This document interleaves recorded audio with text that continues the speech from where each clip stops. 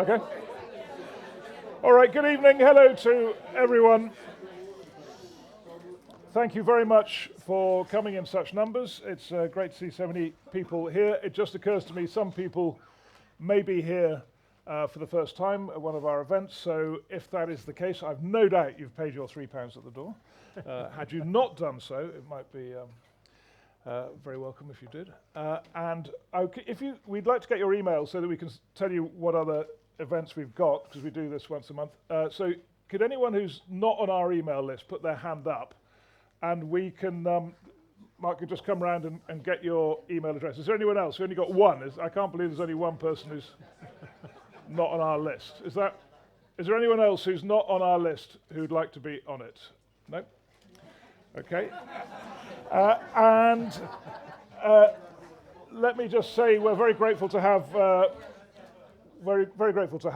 leader of Plaid Cymru, Rhun Iorwerth, with us tonight. It's very good of him to come. It's in the middle of a campaign. In that context, I should say that this is a campaign period now, and ideally we would have had the counterparts from other parties. I did make those invitations to the other parties, but did not get any positive responses. So that's why that's happened in this way. And the door is still open. If people have, I've done my emails to them all, but if anyone has methods of getting hold of leaders of any other parties in Wales, we would love to have them here, and we would make every effort to facilitate them and to give them time to talk. And I'm also aware that it is Wales-Bosnia tonight, so I don't know if you're... What time does that start? 7:45. So I think you'll find he might be off at 7:40. But we'll do the normal format, which means that the floor is yours for the first 20-25 minutes or so. So over to you. Thank you very much. It's really good to be here. I'm looking out longingly on the golf course. Politics killed off golf for me completely. I no longer had the time. So yes, I am staring over there at the 1st and the 18th and wishing that I could be there. But thank you very much. In the 19th is better than nothing. And genuinely, it's a real pleasure to be here in the 19th hole. And I'm really grateful for the invitation to come and speak with you this evening. I was asked to speak about my vision for Ynys and for Wales. I always find that the most interesting stuff comes out in question and answer session afterwards. But I'll say a few words to start with. And I thought in setting the tone, I'd break my thoughts up into four areas. Firstly, the values that are the foundations on which my vision is built, and how those values were influenced over the years. Secondly, the sort of the political journey that I have been on that brings us to this point in time where I'm able to be a political party leader and taking a vision to an electorate here in 2026. I'll speak about the vision itself, what it is, call it policy, call it the kind of delivery that we want. We'll look at that and maybe just look ahead to the period that is in front of us. So. Yeah, the values, and this is something that's important to me.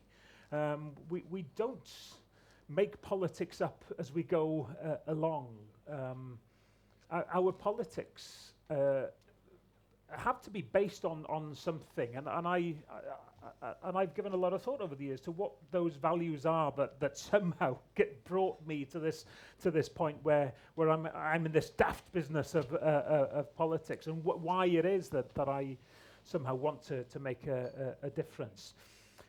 A number of things. My values, they're pan-Wales to start with, and that's something that is important to me as a matter of principle and in practical terms as well. I was born in Tontegg, just outside Pontypridd in the South Wales Valley, so I'm very, very proud to have place of birth Pontypridd on my passport. Didn't live there very long, but it's an area that means a lot to me. My sister still works as a surgeon, serving the area that we were born into, and it means a lot to her in the same way. You know, the brilliant people of those Glamorgan valleys. I got to spend a lot of time there as a journalist, and I now work with and think so highly of the people who live in that place into which I emerged. Then I moved up to Mid Wales, had a taste of sort of South Gwynedd, the Dolgellai area, and a very different rural Welsh-speaking experience there that I really treasure. I have many memories of those first 5 years, 6 years of life. And then I came to Ynys when I was 6 years old, and I very much consider myself to be an Anglesey boy, now married to an Anglesey girl, having brought up my own children on the island as well, though they were also born in Cardiff, all three of them. That sense of having a broad view of this nation that means so much to me is very useful, because we're not uniform. We have many shades and many differences, but so much that unites us, and I find that very, very useful to me in my day-to-day life.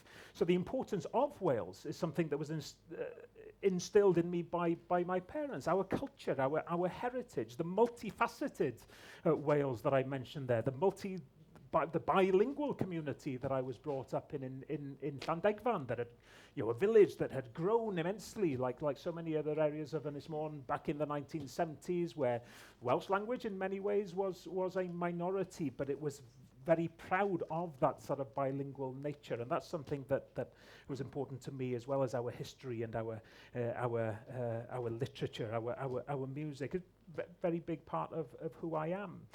But also an international context that's been very, very important to me, instilled in me by my parents. Again, yes, from traveling, as we do, but also from spending time in the United States, teaching Welsh to people over there. From my parents having experiences internationally through their work. My father spending time on the West Bank with Christian Aid, and explaining to me the significance of the way that we're all interconnected, and how we have values across borders that are so important. The importance of community, both my community, as in the community I was brought up in, plus the sense of community, of people working together, of doing things like this, of uniting, of cooperation, and of looking after each other. And those were very important aspects of my upbringing, as was the importance of respect and tolerance and care for others. I was brought up in the chapel, where I'm not very religious myself, but the values that were instilled in me through the chapel are very, very important to me. And then the importance of public service. Both my parents were teachers. Generation before that, farmers, policeman, detective, a matron at the Royal Liverpool Hospital. So lots of public service in that way. But also my parents contributed in many ways to a whole host of fields, both teaching union presidents. My mother, the president of Merched Wawr, the Welsh Women's Institute, president of the preschool plague groups Society Mudiad Ysgolion Meithrin in Wales, a member of the Welsh Language Board. It was normal for me to have my family's time taken up by things that weren't instantly of help to our family, but it'd be nice to have mum and dad at home at times. But I sensed the importance of what they were doing, and I spoke widely about how my mother's death in 2012 was a big influence in me making the decision in 2013 to, well, she did it. We revalue or reassess the important things in life at those times of grief, and I decided I had to go into into politics, and that is what I did, with my upbringing and those values driving everything. Elected in 2013. 20 years as a broadcaster before that, and much of it as a political correspondent. But I was determined that I was going into politics knowing nothing of being a politician. It wasn't sort of moving from one part of politics to another and essentially the same thing. I decided to start from scratch, learning the art of sort of parliamentary politics, the art of people and politics, the art of translating ideas into practice, the technical aspects, budgeting and scrutiny and watching government in action. We exercised a cooperative spirit throughout our time in opposition.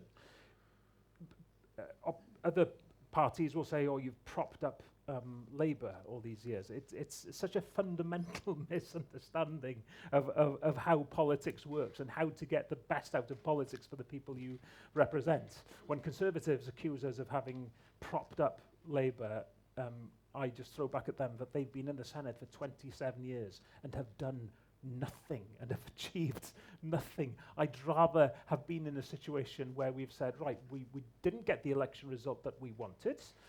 We're in opposition, we're here, we're representing our constituents.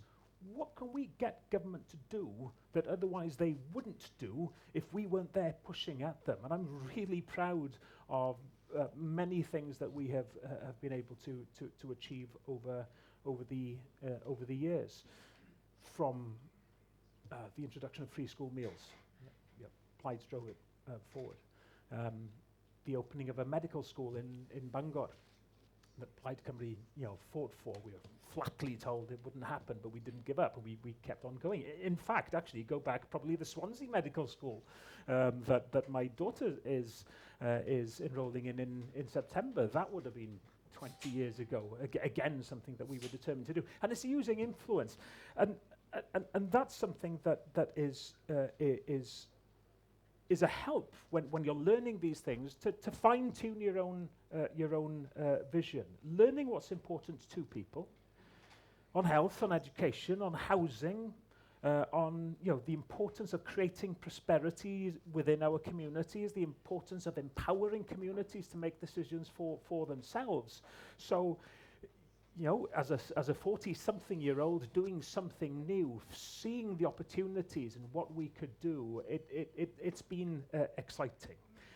I decided, though, to go to Westminster in 2022. I decided that's where I would be able to influence things best for my constituency and for Wales. Then events happen, things happen.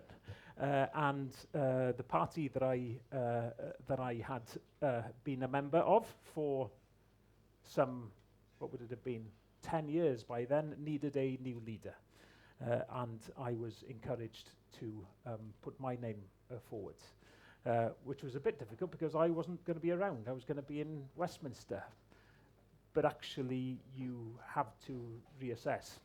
And I made the call that the best thing I could do for Ynys and for Wales was to stay and to lead the party, and I was elected unopposed in 2023. And now we're at a point where we have a real chance of leading government for the first time, and more people than ever want to know what that vision is. So here we are. We're on the cusp of an election.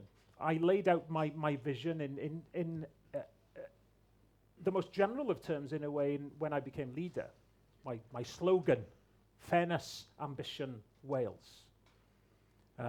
You could add to that, was in the national context. You can add to that Ynys Môn. So fairness, ambition, and Ynys Môn, Anglesey, my community. Fairness, giving everybody an opportunity, making sure that nobody's left behind because of their circumstance.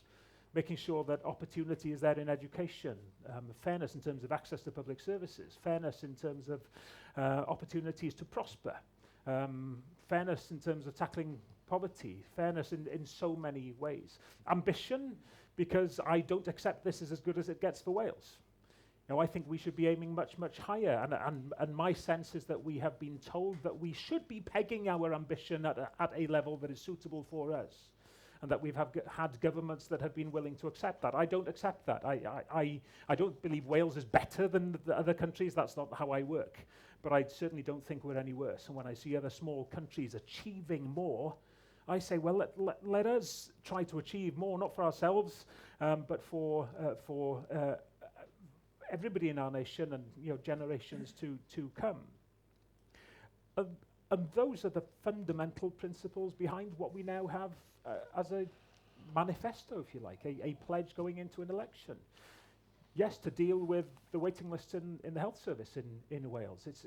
It's not acceptable. And it's not a matter of lack of money, it's a lack of focus. And the plans that we have in place are about getting those waiting times down, but about creating sustainability, making a health service that works for us all, sustainable for the future in terms of its workforce, in terms of finances, especially, and it's an issue I've driven forward within the party on the preventative side. I hope to have a chance to appoint a preventative health minister in my government with a job of making us healthier and making through that the health service more sustainable.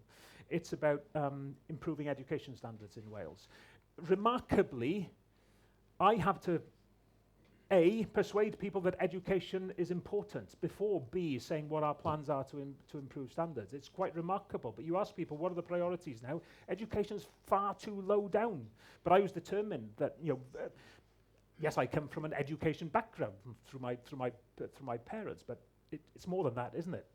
We have a proud record in Wales as one of the first general population literate countries in the world. And yet our standards have been slipping. Well, we are saying we will drive forward a new focus on numeracy, literacy, get standards up in schools, because it's really, really important in order to drive forward the fairness that we want in giving our young people the opportunity to succeed. Childcare, very, very ambitious childcare programme, because parents need it, grandparents need it, children need it, families need it. This is worth £30,000 in the first years of a child's life. These are ambitious, they're radical, but we're determined that they can be done within a slimmed down programme, because resources are finite. Tackling poverty. Government claims they've spent £7 billion in recent years on fighting poverty. A third of our children are living in poverty in Wales. That's unacceptable. That tells me that £7 billion has been spent badly. We want to spend it better, and we need to have targets, because targets have been dropped over the years. We have to know where we're aiming for. Governments used to have targets for eradicating child poverty. They don't even talk in those terms now. We need to be. And finally, and certainly not least, the economy. Creating prosperity that drives all of this. Talking today to employers who want to invest billions of pounds in Wales. That's what we need to do. My party, because we're on the left of politics, a centre-left party, people sometimes assume, oh, you're not particularly interested in prosperity. That's not the history of the party that I lead. Some of the big political economic thinkers over the last sort of 50, 60 years have been in my party. People like David Wigley, Iorwerth, who wrote sort of economic plans for Wales back in the 1960s, 70s, that laid the foundations for actions taken by other governments, but a lot of the thinking coming from Plaid, because we believe in the prosperity of our nation. So that's the vision. And it's a Wales-wide vision, but it's a local vision to me, because it's my schools here. It's our hospital services, it's our pharmacies, it's our jobs that we need to create here for our young people. It's children on Ynys and in the broader new constituency now that we want to target with those anti-poverty measures. It all comes together to me in that way. And finally then the future. Yes, we have an election 6 weeks today. With the possibility of representing a constituency that's different, larger. Bangor and Llandudno, Llanrwst come into my constituency. I'm really excited about that. The importance of this island to me isn't going to diminish in any way, obviously, nor will the care that I give towards it. But I grew up in many ways in Bangor as a teenager. We looked that way when we were heading to the pub for the first time. Brought up on the banks of the Menai Strait. I'm delighted, and the weekends we spent as part of the music scene in Bethesda. One of the real drivers of the Welsh music scene. I can see some people knowingly nodding. If you don't know the history of Bethesda and rock music in Wales, do some digging. That's part of my upbringing. So my best friends living in Llandudno and that kind of stuff. It's really exciting. But of course, with the prospect of coming into government too. Not taking anything for granted. We don't know how people will vote. Polls give us a good idea, and Plaid Cymru are out in front. But whilst change isn't inevitable, there's a real feeling of irresistibility now to that change, and maybe we can explore now what change means, what not having change perhaps would mean for us all. And given that the question was, what's my vision for Ynys Môn and Wales? It's always that balance, isn't it? It's about doing for my community everything that I can, in the context of doing for my nation everything that I can. And I'll leave with this. The first minister from the north of Wales would, I think, be pretty significant too in terms of uniting our nation. People tell me all the time, everything goes down to Cardiff. And you know what? The easy political thing for me to say would be to say, yes, isn't it terrible? But I won't do that, actually. The economic split in Wales is east-west, not north-south. But we are democratically overlooked far too often, and I think it would be a really good thing for the whole of Wales to have somebody who was able to take a step back from the confines of our capital city, from where every first minister has come from up to now. It's a hugely exciting period for Wales, I think. Let's see if the people of Wales grasp the opportunity in the way that I'd like them to. Thank you very much. Thank you.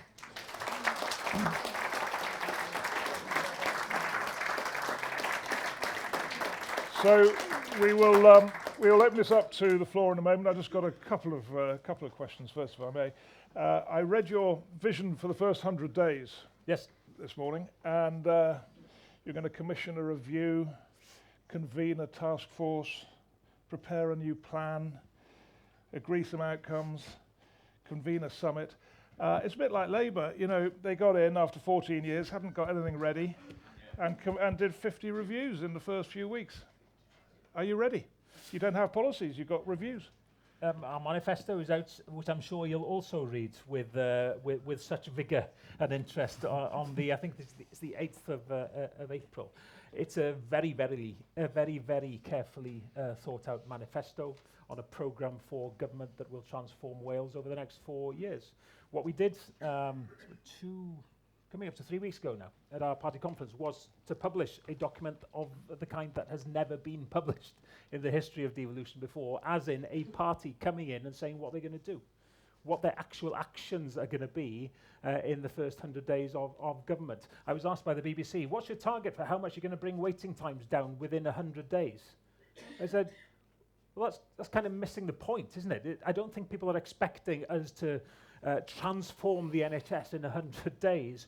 What they expect to see is a government that's really thought out how it's going to go about bringing down those waiting times, creating that sustainability within the NHS. There are some things that that document, as you know, says we will do immediately, which is getting the work going on the establishment of 10 surgical hubs, properly accredited 10 surgical hubs, and so on. There are other things where we have to, coming into government, saying, right, this is the outcome we're seeking.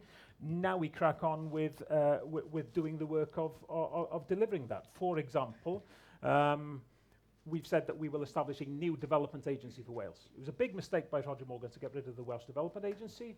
We're going to bring back a development agency. Not that one.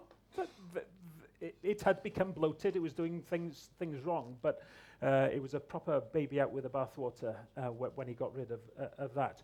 We start the work straight away on establishing that. Is it established within 100 days? Well, no, because that's not how government works. But this is the first time this has ever been done, and I think it's really important because it shows the seriousness that we put into working towards not just winning an election, but being ready to govern. Devolution in Scotland, it depends how you measure it. Being generous, it's it's not much better than England. Being ungenerous, it's worse in health outcomes, education outcomes, despite higher taxes there. The constant refrain from the SNP, we need more powers, we need more powers. I mean, they've got more powers than you, and they're not really managing to make a significant difference to Scottish life. Why should we believe that it'll work here? Firstly, I don't believe Scotland is significantly worse off than England. But not better. And there are measures that we could go through that would show that Scotland is doing better than England. The key thing is it's not about comparing one with the other. Devolution is about empowering people. If we believe that Scotland is a nation, it should be able to control its own future. If we believe that Wales is a nation, the decisions over our future should be made in Wales. Some of those decisions will be good decisions and some will be bad. That's how politics works. I think we've got to a point now, after 27 years of Labour, where there are far too many bad decisions and we need a fresh start. And that's what Plaid Cymru is offering. Let's do things in the way politics normally works. It's not normal for one party to be winning every election for 103 years. So I think it's a false premise to be sort of comparing like for like. But we do look at what is done well in other places and we learn from them. We look at the way places that the way Scotland has been able to deal with child poverty, for example, much better than in England, through the delivery of a direct child payment, which all experts tell you is the best way to actually help families with children living in poverty, help them out financially to get them out of that poverty. We're planning on a pilot here in Wales as part of our offer for government to try to emulate that in Wales. So, we need the powers in order to be able to deliver that properly. So devolution is about empowering people. I believe in the people of Wales deciding their own future. And just last one from me, you support independence, you're playing it down in this electoral cycle. I'm told that you're not making a referendum part of your first 5-year pledge. I don't think that's playing it down, though. Well, your predecessor did, as Leader of Plaid, so it's a change of policy. But my question is this. You were an opponent of the UK leaving the European Union. And I just can't get my head around it. Why you would, obviously we all, I mean, those of us who think this way think that Brexit has been damaging for the UK. And the trade barriers, the lack of freedom of movement, I mean, we could go through all the problems that have arisen. And yet you want to leave a union with far greater connectivity to Wales than Europe had. That means a hard border between England and Wales, Welsh currency. It just seems very odd to support shared sovereignty in Europe, but not in the UK. I do. So I do is the answer to that last point. And I'll give a little bit more context than that. So do I believe in independence? Yes, and I'll speak all night about why I believe that the normal state for any country is to have all the levers at its disposal in order to define and shape its own future. One person's definition of independence, of course, is very different to another. I am in no way an isolationist. The best way to say that is my model of an independent Wales is not North Korea, which wants to shut itself away from the world. I am an internationalist. I want a Plaid Cymru government, and our pledge is to make the Plaid Cymru government the most international government that we have ever had, the most internationally focused government. I believe in being in the European Union because I'm an internationalist and because I believe in countries working together. My vision of independence isn't about Wales breaking away from the rest of the UK. I call it quite often a redesign of the relationship between nations in the British Isles, and that could absolutely include shared sovereignty. If I believe in the European Union, well, I also believe in having a British union too. Why would we not want to do that? The fact of the matter is that this so-called union that we're a part of now is not an equal union. And what I seek is that equality of treatment for the people of Wales, but in partnership with other nations. And on that question of why want to be in Europe and out of Britain, other than saying that I don't want out, I just want different. Britain was an independent, or the UK was an independent state already. So when the populist right said, we want the UK to be independent, well, by any measure, people consider France to be an independent country. They consider Germany to be an independent country, but they're independent within unions and sharing ideas and having convergence on things that really matter, on regulations and so on. So that's my model. Has the policy changed? Well, no. A predecessor had different ideas on timescale. To me, it's easy. The timescale for when we move forward with that redefining of what Wales is and our relationship with other countries is in the hands of the people of Wales. I can't impose independence. We don't have a referendum now because I don't think we'd win that referendum because we haven't taken that argument to a point where enough people are confident in what we can achieve. In dealing every day with health and education and jobs and poverty, at the same time, I'll encourage all of you to become more confident and curious in what we could achieve because things aren't working now, right? Things aren't working now. People say, well, it could get really bad after independence. And I say, well, yes, but we know things are bad within the United Kingdom as it is. So why wouldn't we want to have a conversation about whether there's a different way of designing our future? Well, thank you very much. And let's open this up now. I think you've got a question right there. Right. Yeah. Hi, Rhun. Thank you very much for the talk. And good luck in a month. I mean, anything that gets rid of 25 years of Labour mismanagement has got to be welcome. Having been the local GP for 32 years, you won't come as a surprise that I want to ask you something about the health service. Not a week goes by that good old Betsy isn't in the media. And we all read about this every day virtually. There was one article this week that maybe a lot of people here won't know about. There was a think tank run by King's Fund. They was commissioned by the Joint Royal Colleges. And this has happened since COVID. They compared 6 hospitals in Wales to a matched 6 hospitals in England. They haven't named them because it's only an interim report. Yeah. Now, they matched them in terms of deprivation and population. They also matched them with funding. And they were fairly evenly matched. If anything, the Welsh hospitals had more funding than their counterparts. Now, they had 11 targets. Again, they don't name what the targets are. Yeah. And in all the targets, every single one, the English trusts, the English hospitals came out better, sometimes much better.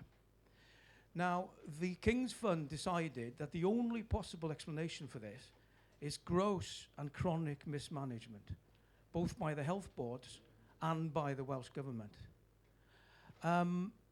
Now, what we've got at the moment in North Wales, probably in the whole of Wales, but certainly in Betsy, we've got a health board which has had chronic underfunding. We've got a health board which effectively doesn't provide any ambulance service for anybody. We've got one where there is dire problems with recruitment and retention.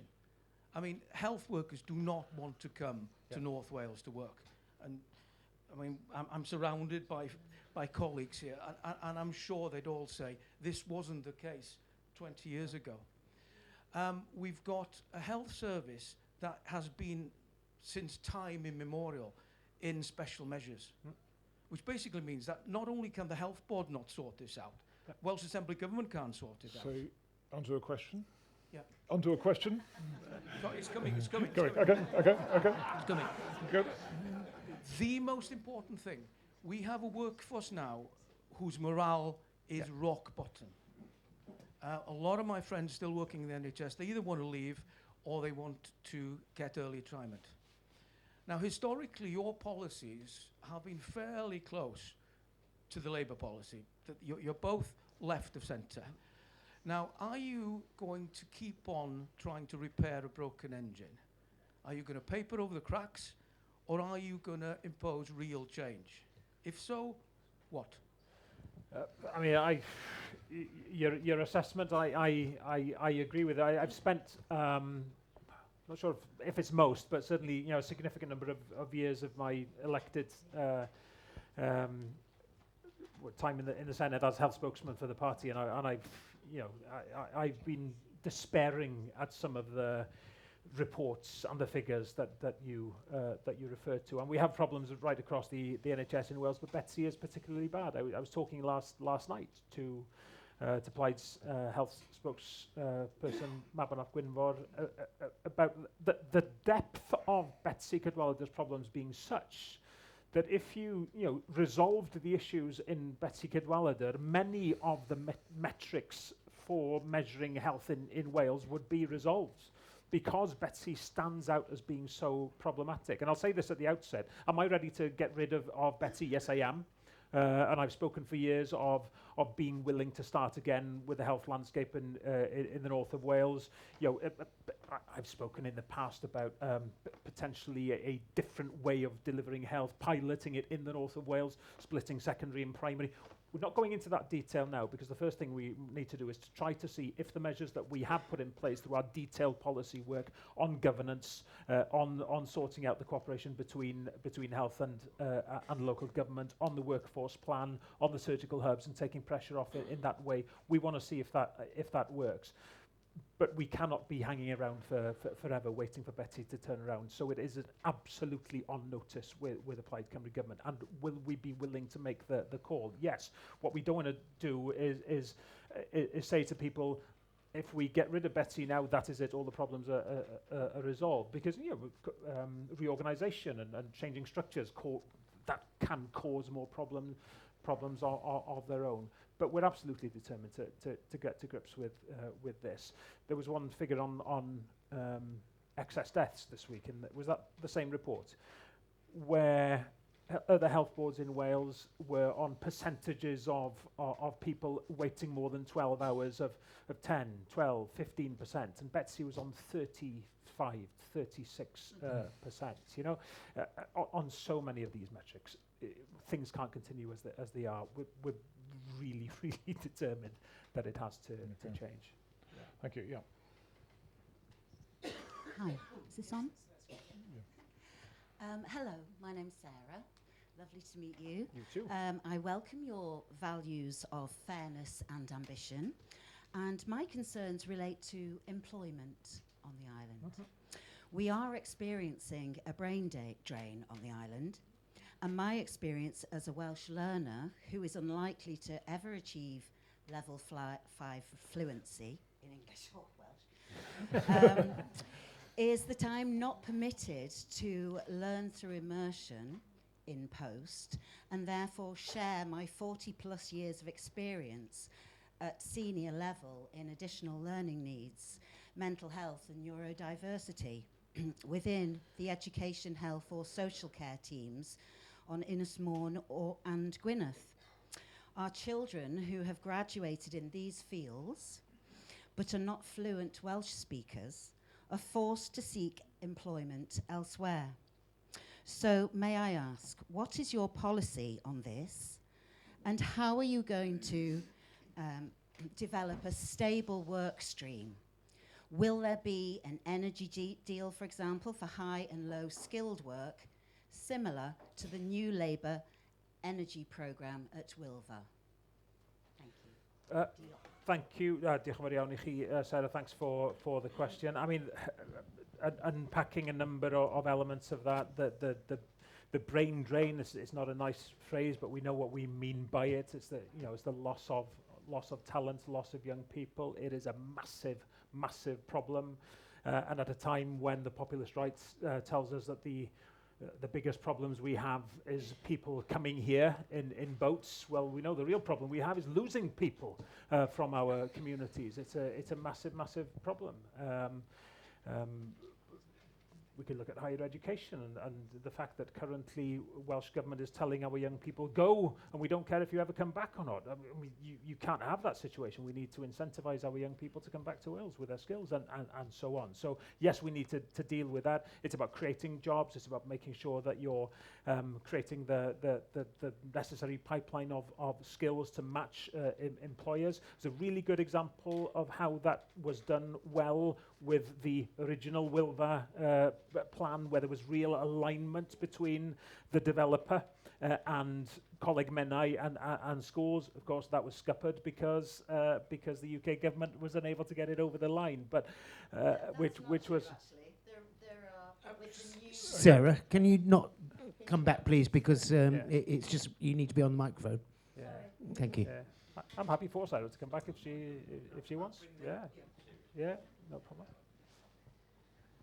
Well, actually, it is the Labour government that have created the deal for the new Wilva, and they're working very closely with Rolls-Royce in England, in Crewe, who have taken on that responsibility. So I'd like to challenge you. Yeah, no, maybe I didn't make myself. Menai, yes, Yeah. Keir Starmer has visited Coleg Menai, has he not? And has spoken to the course leaders to talk about the sort of courses that are going to be appropriate so that our children can become eligible for work. But really, I'm talking about employment within public services. So, sorry if I didn't make myself clear. I was talking specifically about the old Wilva Newydd as a really good example of how alignment had worked out between FE and Wilva Newydd. But of course, that was scuppered. Now we have a new Wilva development, which is different, which again, we're working to try to emulate what happened before and make sure that the lessons that we learned then are learnt from, so that we can make sure that our young people in the front line for jobs. On the public service, there are some specific questions there. Do I think people should have the support to learn Welsh in order to use that Welsh language within public services? Absolutely. Do I believe... It's not policy, though, is it? It's Yes, not council policy. yes, it is. Yeah. It's not council policy to allow non-fluent Welsh speakers to gain employment and learn through immersion. Okay. Good. Yep. I mean, there's very good reason, of course, why some jobs require a level of fluency in Welsh. But do I think that resource should be going into making sure that people have the opportunity to become fluent, including partly on the job? Yes, absolutely. That's something that's very, very important. What we need to do, of course, is build also for the long term to make sure that there is fluency, genuine fluency among our young people, so that there are no barriers to young people when they come into the workforce. Because I don't think it's fair that some people go through the education system in Wales and are able then to be fluent in Welsh, and some people go through the education system and aren't fluent in Welsh. That's a failing education system, and that needs to be resolved. On things like the energy deal, we're approaching the skills agenda from the need, first of all, for a skills audit for Wales, to get a real understanding of what our needs are now and in the future, what our capacity is to deliver those skills. Does that include energy? Absolutely, especially in renewables, I think, when we talk about the sheer numbers of jobs that can be created in renewables in years to come, we have to be making sure that we make the most of those opportunities, and the time to do that is right now, not in years to come. Thank you. There's a question here. Yeah. Thank you very much for coming. I appreciate the fact that you've come along this evening. I have an affinity with you because I was also a teacher for over 20 years in Wales. Unfortunately, of the Ysgol Friars, the less said about that, the better. Can you bring it a bit closer so we can hear you? Yeah, lovely. Obviously, I have a passion for education and young people. And what worries me is the standard of education in Wales. I have a quote here from the Institute for Fiscal Studies, which was March 9, 2024, which highlights low educational performance and persistent inequalities in Wales. Yeah. And it states that it urges policymakers to address the root causes of these issues. You mentioned about free school meals, and the report goes on to say that policies such as the new curriculum for Wales, free school primary meals, and possible changes to the school year lack strong evidence of improving attainment or reducing inequality. So my question to you is, which targeted policy reforms would applied government propose to implement in order to improve educational outcomes and address inequalities throughout the educational system? Yeah. I mean, thanks for the question, and it's really important that we that we measure evidence and assess whether what we're doing as governments is effective. And we've described how not only do we want to bring in new policies, but that we want to govern in a different way. Be willing to test and learn, as we say. You know, when things aren't working, that we are willing to change direction, I think is a really important principle. What is the core of what we want to do to improve standards? We have described our foundational numeracy and literacy scheme, which we are going to be implementing in government, stripping, if you like, back to those fundamentals that we've seen major slippage on in the PISA results, for example, in recent years, which is putting Wales at the bottom of some global league tables. It's not acceptable. And not accusing government of dismissing those bad results, but I am accusing them of failing to then say, right, we've got to face up to the depth of the problem that we're facing in Wales with education standards. And through that numeracy and literacy project, we think we are going to be able to do that. It's accompanied by our pledge to ensure there's a library in every primary school in Wales, something that actually coincidentally, I think, the UK Labour government then said they were introducing in England, which I think is a good thing. But these are, as I said previously, this is a sign that we have a government that is willing to make this a priority. And one of the problems that we have is that it hasn't been among the priority areas for far too long. Thank you. Yep. Two-part question, very contemporary. Price of energy, price of electricity. Yep. We've got the most expensive electricity prices in the whole of Europe. It's no good for households, no good for industry. The price of electricity is pegged to gas. Yep. So it doesn't matter how cheap it is for PV or wind turbines. The whole thing is completely skewed. So your policy on that will be interesting. And the other question is, what is happening at Wilver with the so-called modular reactors, which are going to take a long time to develop? They're nowhere near ready yet. And we hear about Wilver, but we don't hear much detail. What's going on? Thanks for the questions. I mean, on the price of energy, those levers aren't in our hands. I wish they were. I can share my thoughts on what some of the things I think UK government should do, and one of them is to break that tie with the cost of gas, which is costing people so much now. It doesn't make sense when there has been so much of a shift towards renewables, and to peg your price to that part of the fossil fuel sector when we can generate electricity in cheaper ways elsewhere, that doesn't make sense. I think we need to move towards the energy independence vision that my party has always considered to be very, very important. We develop local grids where we can secure provision of direct electricity supplies within communities generated through renewables and so on. But the big levers, of course, on the price of energy are not held by us in Wales. I wish they would, but there's something fundamentally unfair for an energy-rich nation such as ours to have some of the highest energy bills in the whole of the UK. It's yet another example of injustice within the current setup of our relationship with the rest of the United Kingdom. And it's ordinary people who are paying the price. On Wilver, what we essentially have now is a 5-year period of building up to a decision, a final investment decision in 2031. So it's the development by GBEN, UK government, in partnership with Rolls-Royce, a programme that they hope to give the go-ahead to in 2031. As that is being developed, we do the things of developing the skilled supply chains in order to make sure that when that happens, we are able to benefit from it here, because that's what guides me. It's about what do we get out of this?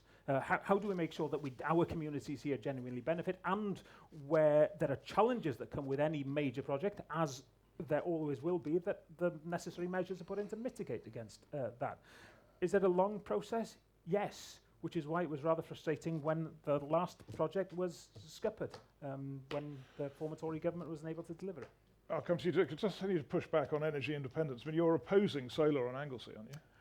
No, I'm opposing industrial scale solar of the type that is extractive, as was coal in the old days. I think we can do exactly that much solar on Ynys Môn, but do it in a way that works for us. Community-based, you're bringing in investment, but working with communities. I mean, the scale of community benefit from a development, the mine here one, which is 1,500 football fields worth of solar panels on good agricultural land surrounding our communities, 350 megawatts worth of solar power, with 5 megawatts given to the community. I was majorly angry when I thought it was 5%.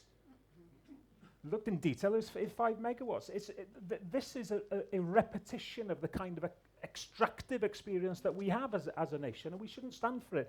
But I very, very much support solar energy. It's just do it in a different way, There we are. Yours. Right, so my question is, it's nothing really to do with politics, but it's all to do with Anglesey. We have a problem here where basically the Penrose Country Park is I don't know whether you are aware of it, but basically it's a forest there, about 100 years old. They're trying to put 500 sort of holiday village sort of homes on there, and the consequences of it is there's 30 acres of 100-year-old forest. It's just going to disappear. So obviously you have a lot of influence because you're in charge of Plaid Cymru, and also we have them in charge of the local council. So it's basically, can you put a good word in? And what's your opinion, in fact, of the situation we've got, bearing in mind that the locals, a majority of the locals are against it. Yeah. And also, it's an incredibly good tourist spot. I mean, you see a lot of social media, etc. So to lose it, just for some bloody holiday homes, and lose. And the thing that I can't understand is that within the local council, there is a department that looks after everything, natural resources, etc. So to have this situation and going on where we're going to get rid of a 100-year-old forest, 30 acres of it, and then we've got another department looking after the rest of the Anglesey, I don't really understand it. So I'd just like your opinion and whether you can do something about it. One, that absolutely is about politics. This is politics. This is community. This is empowering communities. Am I aware of it? Oh yes, I'm very aware of it. I'm on the record as having opposed the development from the beginning. I was actually elected in 2013 at the time when permission was given. It would never be given permission today. I think that's a given, but it was given permission, and I think I would never swap places with a member of any planning committee anywhere. I really don't envy them, but the decision was made back then. It wouldn't now, but. And this has been challenged in the High Court, of course. The permission stands. Yes, there are conditions every now and then that the developer has to meet in order to continue or keep the planning permission alive. And every time I've been questioning this, they're relatively small bars for them to jump over. That's the reality. Could you stop it happening? You could pay off the developer, but that literally means paying an awful lot of money to a developer to pay them out, and that just isn't practical. But no. But anyway, so I've had a couple of meetings in the last 2 weeks on this matter. I'll just update you. I met because of course now the problem is with this. Anglesey Aluminium did us a massive disservice by giving a local amenity that meant so much to the local community to a developer. Right? Shouldn't have done it. This was owned by the community in my mind. Once it's been given to the private sector, you lose control, ended up in the hands of in the hands of disreputable people who went out of business. right? So now it's in the hands of the administrator. The administrator is now putting out their plan here, shiny and and sparkly, which they showed me, and I've been in touch with the campaigners since then to explain what that meeting was about, to try to sell it to a new developer. Well, my challenge to them is, who do you think is going to buy it? Because the community is against it. Reputationally, for any developer, it wouldn't be great. There have been some reputable potential buyers in the past. Once they've learnt how angry the local community is, they've said, you know what, we don't fancy this. But my hope, and again, another meeting I had last week was on a potential source of money to pay for the upkeep of it in public hands for years to come. We have to be thinking about that kind of thing. But currently, it's out of our control. You're on our side. I'm massively on your side, but we have to practically think what we can do to put barriers up. And as long as the community keeps making its voice heard, I think it's an attractive proposition for a developer. We'll see, Okay. At the back, towards the back. There's an acute shortage of social housing in Wales. Wales is not alone in that. Yeah.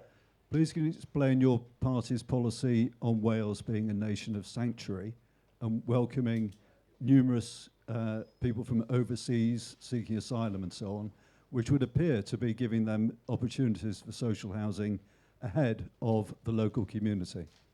A couple of points then. Nation of Sanctuary, you're talking about people from Ukraine mainly, a few people on Anglesey as well. I mean, we're talking handfuls who were part of our efforts, or the British Army's efforts in Afghanistan. So that's who we're talking about. Is it making a difference to the big picture on the pressures for social housing? Well, no, that's not where the pressure comes from. The pressure comes from the fact that we have a lack of social housing, stopping those people from Ukraine from being housed. And I think most people were pleased that we reached out to help people from Ukraine. That's not what solves the social housing crisis. It's resolved by putting the measures in place, and we have a number of elements that will be in our manifesto. For example, having a new body responsible for the delivery of a greater number of social housing projects in Wales. Ynys, it's called. We've talked about it for a number of years, developed it through our time in the cooperation agreement. We need to drive volume, getting them in the right place for the right people. I understand how immigration and nation of sanctuary have become a talking point, but it's not a talking point based on fact. It's a talking point based on political opportunism, essentially, and it's not just in Wales. It happens across the world, and my politics is based on tolerance, and being an internationalist means at times also reaching out a friendly hand to people who need that support from elsewhere. Rhun, thank you very much for coming to talk to Think Rhysnaig. I really appreciate it. My question is, with the election of Donald Trump, our international politics has become very, very transactional. And so my question to you is, with respect, is what does Wales have to be able to be transactional with a new international politics? Yeah, and I know you mean that question from a respectful point, and it's about it's the question I'm asked in lots of different contexts. What do we have? And we have lots of things, as do other countries our size. The expertise that we're growing now in the cutting edge digital industries of cybersecurity in the southeast of Wales. Advanced manufacturing, semiconductors, where Wales is a real player on the export industry that we can build through developing or tapping into our tidal range. The work that's going on off the coast of Ynys here in the Modelised Marine Energy Demonstration Zone. If we can get that going at the kind of potential that it has, this is exportable technology and expertise to the world. It's not going, is it? They've shut down. No. Model Ice. Well, more ice hasn't, but No. Monesto has. Oh, Monesto, yeah, Monesto is not part of Model Ice. Actually, Monesto was further out at sea. That was a specific company that was going to put these kites in the water off the coast of Ynys, but not inside the marine energy demonstration zone. I'm talking also about things like tidal lagoons. I thought it was a massive missed opportunity by, again, the last Conservative government to not press ahead with the Swansea Bay tidal lagoon, which could have been a real pathfinder for tidal lagoon technology that we could have exported to the world. You know, I'm confident in what our offer is. You know, we do it for ourselves, but we do it in an international context. We could have another chat about Donald Trump if you like, but we all talk about him all the time. Yeah. Can I say I'm delighted to hear your answer about small-scale solar, and I've actually written to Ed Miliband myself about it, and I'd like you to add to your thinking community benefits and not just minimal handouts that we're grateful for from the companies, but a percentage agreed on area. However, that wasn't my question. I was just so pleased to hear that. I'm interested in, as you know, that there's been a crime and policing bill from Westminster, and the Senate has the opportunity for a legislative consent motion. And I'd like you to explain your party's rationale for voting against it. Can you hear? Have you heard that? Sorry, put the microphone very close to you. Oh, right. Sorry. So, right. which LCM was that? Which legislative consent memorandum? It was the was legislative consent motion to the crime and policing bill. And your party, I don't know why, your party voted against it, which just means that if it had gone through, it would enable Wales to have a law, make a law, for example, making assaulting a shop worker an offence. So has your party put ideological arguments before the safety of workers? No. Because they voted against it. Yeah, I'll respond to those two issues. I will comment on small-scale solar. We're very, very clear on the need to expand community ownership. We're setting a target 15 to 25% of community ownership for every scheme.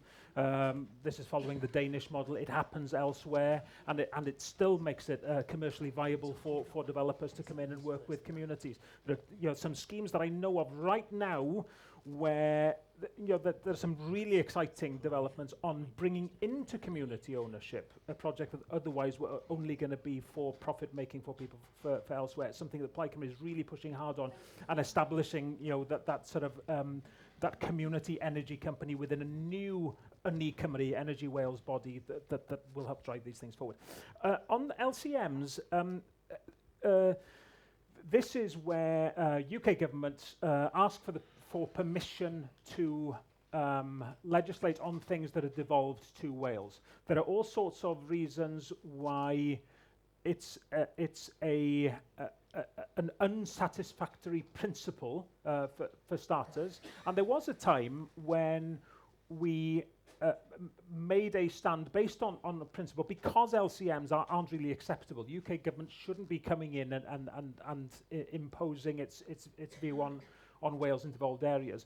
But because, as you say, there are areas where we agreed with, we take now a nuanced view, and we will, if it works in Wales's favour, we will support, whilst still making the case for the principle needing to change.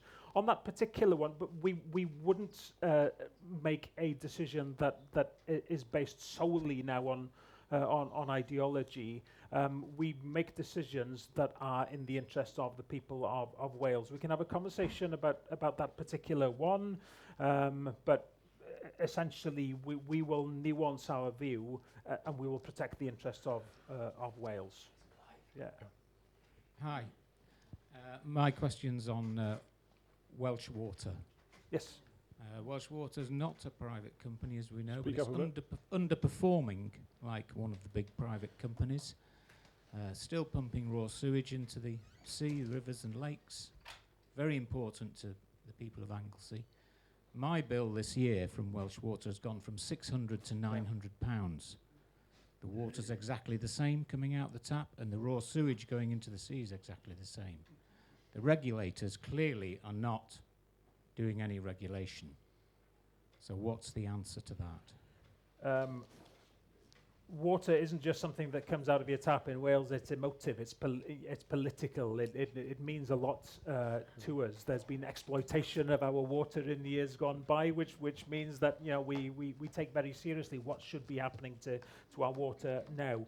To me, Welsh water should be in public hands. We would want it to be in public hands, but the one thing that we want to see happening very, very soon is the regulation of water in Wales, so that we can, through Welsh Government and the Welsh Parliament, set those regulations around areas such as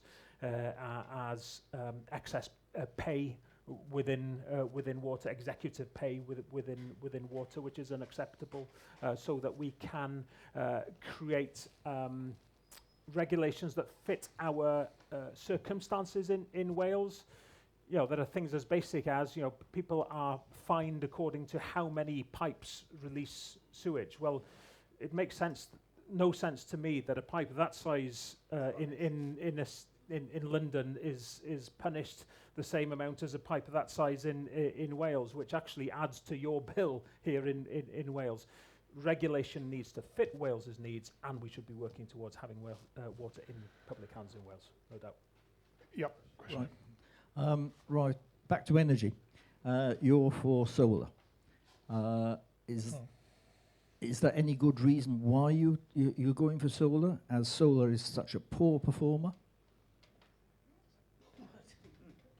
It's a mix is the answer to that. I mean, solar, I know from my own personal experience, is a massive performer for me, in that, having invested in solar myself with battery on my own house, it has, significantly reduced my own bills. But community, including large scale community or moderately large community-based solar, as part of a mix of floating offshore wind, offshore wind, and the plethora of other renewable sources, we should be doing with that what works for our communities in Wales, is the way I The problem with all the renewables is that they are not really renewable, and they're not reliable.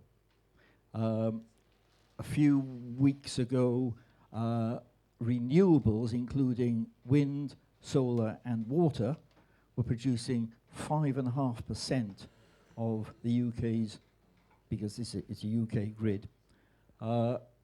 What do you do on times like that? Where do you get your energy from? Forget batteries. Yeah, which is why tidal is so good, and one of the real prospects in developing a chain of tidal lagoons around the coast is that you are able to, because we know what time the high tide is going to be, 3 months from now, 3 years from now, 300 years from now. That is renewable energy. Do I believe that tidal range energy should be part of our energy mix? Yes, I do. Okay. Thank you. Yes, it's on. Thanks for coming. You're obviously very passionate about Wales and this morning in particular. Obviously, as you said, we've got elections coming up in 6 weeks' time, and we've got a very different landscape with the new constituencies and the new way of voting. We've just all started having the brochures through about what it means and how to vote, and I'm still not convinced everybody understands this. It's easier than the old way, so... Yeah. What concerns me, though, is that we're now part of a much bigger constituency, and we know that you are, have your heart within Ynys Môn. What's going to happen in future, as presumably, is there any geographical tie to any regions within those huge constituencies, or in future are you going to end up with everybody coming from Llandudno, Colwyn Bay or whatever? Yeah, it's a really fair question to ask, because whenever a new electoral system is introduced, people take a little bit of time to get used to it. The one that's been introduced now for this election, it's not the one that my party would have preferred. It's fair to say that it was the product of compromise. But it works. It's exactly the same system as the one that we currently use to choose our regional members. So you'll know in previous Senate elections you will have had one vote for your local member, sort of me, hopefully, some of you at least.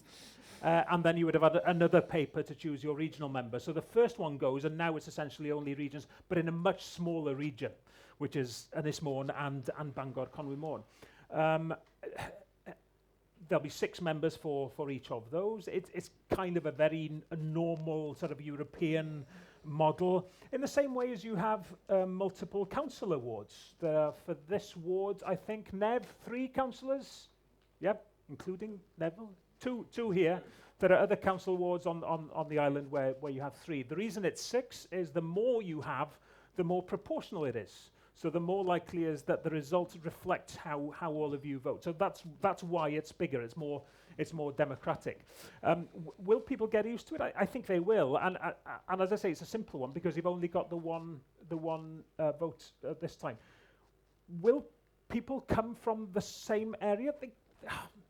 They could, but the way it's worked for Plaid Cymru, for example, is I'm from Ynys Môn. We have our number 2 is from Bangor. Our number 3 is from the east of the constituency. So you have that geographic spread in that way.